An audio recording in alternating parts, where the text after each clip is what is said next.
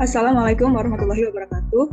Halo semuanya, perkenalkan kami dari kelompok 1 dengan anggota yaitu ada Bartolomius Masudungan, Fitri Maharani, Mutmainah, dan Siti Azhara Nuria. Di sini kami akan menjelaskan sedikit materi mengenai alkali asidimetri berdasarkan praktikum analisa formasi kuantitatif. Nah, penjelasan yang pertama ini akan dijelaskan oleh teman saya yaitu Mutmainah. Jadi yang pertama itu pengertian dari asidimetri. Asidimetri adalah pengukuran konsentrasi asam dengan menggunakan larutan baku basa. Sedangkan pengertian dari alkalimetri yaitu pengukuran konsentrasi basa dengan menggunakan larutan baku asam. Jadi proses asidi alkalimetri termasuk titrasi netralisasi, karena dalam titrasi reaksi tersebut akan ada reaksi antara ion hidrogen dari asam dengan ion hidroksida dari basa, sehingga akan menghasilkan air yang sifatnya netral. Saya kembalikan kepada moderator. Selanjutnya akan dijelaskan oleh teman saya yaitu Bartolomius. Selanjutnya ada titrasi. Pada titrasi terdapat dua jenis larutan. Yang pertama larutan baku primer dengan larutan standar sekunder. Pada larutan baku primer, larutan yang mengandung senyawa kimia yang stabil dan tersedia dalam kemurnian yang tinggi, yang dapat digunakan untuk menstandarisasi larutan yang digunakan pada saat melakukan titrasi. Pada larutan standar sekunder, merupakan larutan yang telah melalui proses standarisasi dan memiliki jumlah konsentrasi tertentu. Perbedaan antara kedua larutan tersebut yaitu pada larutan baku primer, yaitu larutan yang sudah diketahui konsentrasinya. Konsentrasinya tersebut dapat berupa normalitas maupun molaritas. Sedangkan untuk larutan standar sekunder, yaitu larutan yang belum diketahui konsentrasinya. Sehingga untuk mengatur konsentrasinya harus melalui perhitungan yang didapat dari larutan baku primer.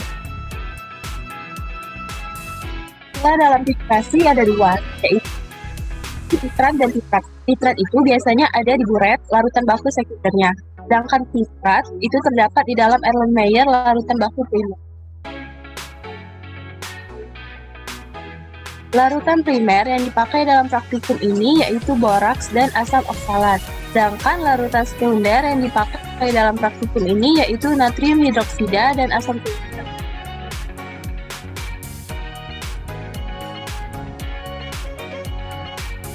Indikator yang digunakan pada praktikum ini yaitu fenolftalein. Tujuannya adalah untuk mengetahui titik akhir titrasi. Dengan adanya penggunaan indikator ini, kita dapat tahu untuk titik akhir titrasinya itu ditandai dengan adanya perubahan warna.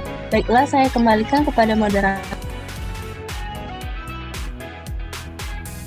Penjelasan selanjutnya yaitu mengenai video pembelajaran berdasarkan praktikum analisa formasi kuantitatif, yaitu pembakuan larutan NaOH 0,1N akan mengakibatkan perubahan warna menjadi ungu atau pink muda.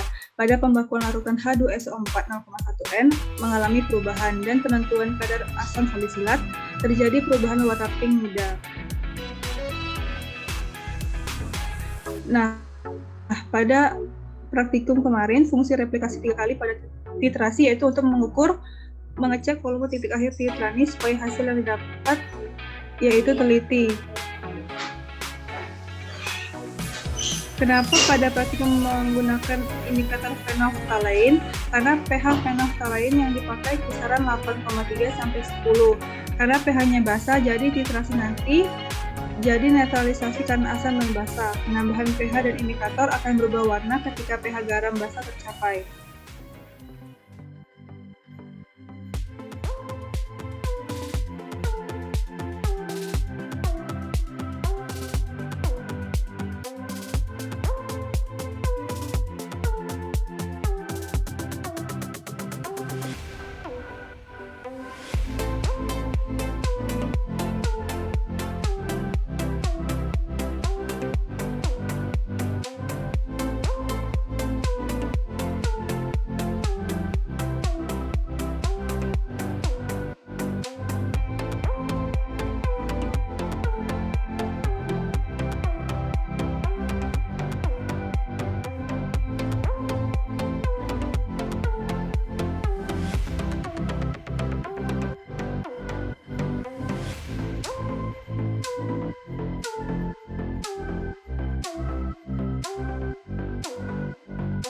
Mungkin itu saja sedikit penjelasan dari kelompok 1.